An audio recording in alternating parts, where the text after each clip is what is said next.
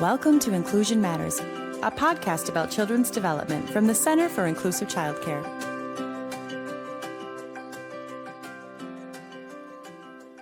Welcome to Inclusion Matters, a podcast from the Center for Inclusive Childcare. I'm Priscilla Weigel, the Executive Director of the Center for Inclusive Childcare, and I'm here with my colleague Brenda Lowe, our coach mentor. Thank you for being with us, Brenda. Hello. Glad you're here. We're going to talk about something today that is really a part of every early childhood setting and every setting in life. And actually, we all have to deal with transitions. And transitions can be really great, and they also can be the bane of your existence when you're working with young children. So today, Brenda, we're going to touch on some of the things that can happen as you look at transitions. What are some things that you note as a well-oiled machine out there in the childcare world? What are some of the things that come to mind when you think of a transition? What are some of the challenges that can occur? You know, in the years that I've worked with early childhood professionals, I think this is one that's often overlooked, and that often then those are the classes that filled up when it came to a training that was offered. Mm-hmm. What do I do with these transitions? I don't know what to do. There's only so many songs that I can do. Yeah, true. And so I think that it comes down to planning, being thoughtful and mindful of it. And so then I've been asked, well, how do I do that? How do I keep that in mind? How do I prepare for that? And I always, as I was a teacher once upon a time, when I was planning out my curriculum, it was kind of fun to think about, well, what could I do for a couple of transition activities as well during the week that would coincide with the curriculum that I have planned out. And that made it fun and interesting for the kids as well. So a couple of thought out activities for the week, as in addition to some of your tried and true things that you would typically do, such as like your cleanup song, making sure that it's the same cleanup song you would do each day. So when the song comes on, you get to a point where you don't even have to say anything. Yeah. The kids just know what's going on. Right. Right. And I think, transitions are those periods of time between activities, and they are a part of our day. And what we know, especially for young children, it's a really important part of the day because it can help them learn what to expect. It can help them prepare for what's coming. It can help with self-regulation skills in the waiting game with. We don't want too much waiting because we know that doesn't go well with young children. Too long, too much waiting can cause some challenges.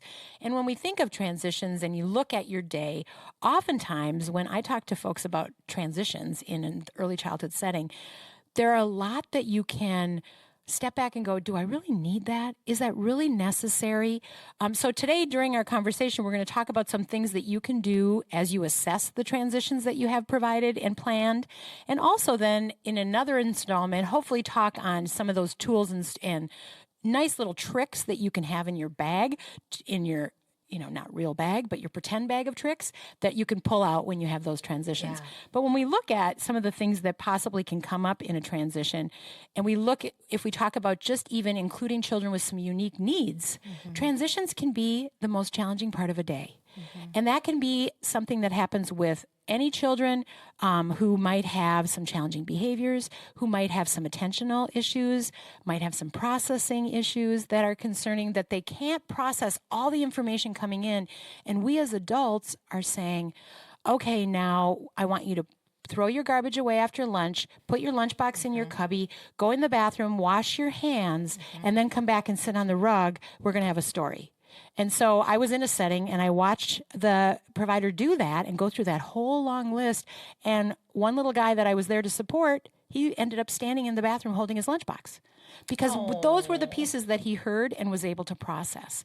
And so helping that was a great opportunity for that provider to go, oh, wow, that tells me a lot. And so being observant during your transitions, when you have little ones who seem to be kind of lagging behind the group and you're wondering, oh, what's going on? Taking a minute to step back and think, okay, what is the piece that's not connecting there? Well, and maybe it is that they just haven't had the experiences yet to be able to follow those 2 and 3 step directions. Right. So many times our teachers, we clump our kids. So, well, they're 4 years old, so they should be able to follow all of those directions, but maybe not. Maybe this is their first experience in an early childhood setting. And so they haven't done that before, or maybe they're accustomed. They've been with grandma for years, and grandma's good for throwing away lunch and setting up the nap time area for little Johnny or what have you. And you know, what happens is that child gets nervous. Yeah. Anxiety kicks in, fear kicks in. And sometimes, you know, the other children may start giggling or, you're not supposed to be doing that. And then the child starts feeling, you know, bad about themselves in that moment, which it only escalates the situation. And then while the teacher is dealing with that in one direction, in another direction, behaviors might be happening. So it's important to, like you said, keep your finger on the pulse of your classroom of what's going on with making sure that the transitions aren't too lengthy and yet not too simple as well. And that the children are not waiting for you in the long, in the long run of it all. They're not waiting.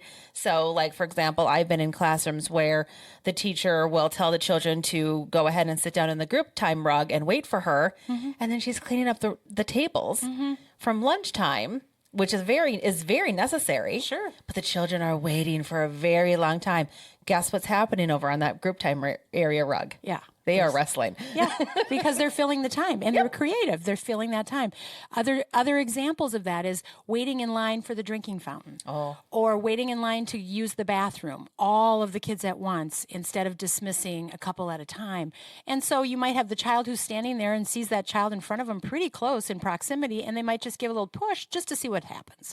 Not to be just this malicious, mean kid, but to just go, you know what, this is kind of boring. I'm going to make it a little more exciting and interesting. I'm going to see what happens when I do this. Or if there's someone in front of them with long flowing hair and they just want to touch that hair, they just want to touch it. But when the child in front of them who's attached to that hair is pulling away, well, then that child might grab on, and then you've got that challenging behavior situation.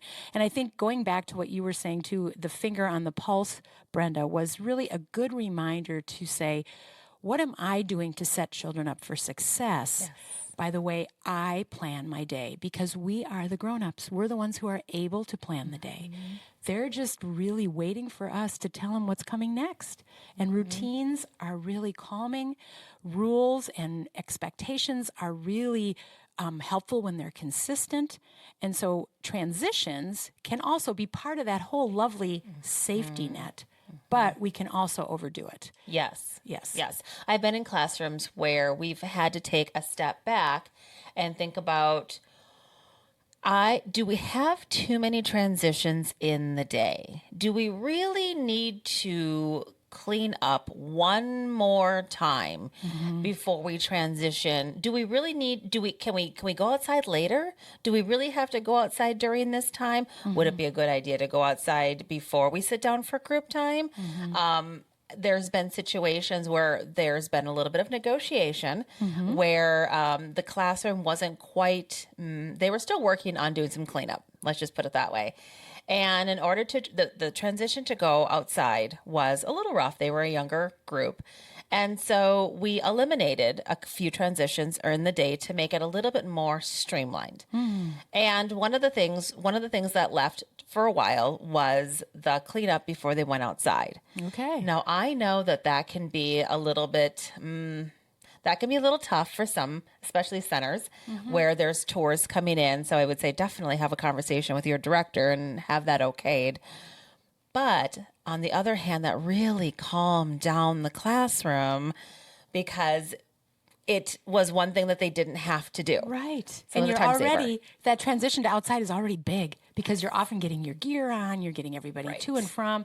And so to eliminate one more step, wonderful. And that's a great example as we kind of wrap up this first conversation about transitions is to say, it only took one thing to make a difference, but I'm sure the lessened stress level on the part of the teachers and the children by eliminating that one cleanup was a nice change that made a difference. Huge. Yeah. And that's what we can do, is just to really look at what those tiny things can do that make a difference. And transitions sometimes are those tiny, easy things to adjust. And so thank you, Brenda. I look forward to talking more about some specifics on ways to test for whether or not your transition is really necessary. So we look forward to talking to you soon. Thanks for being here. Thank you.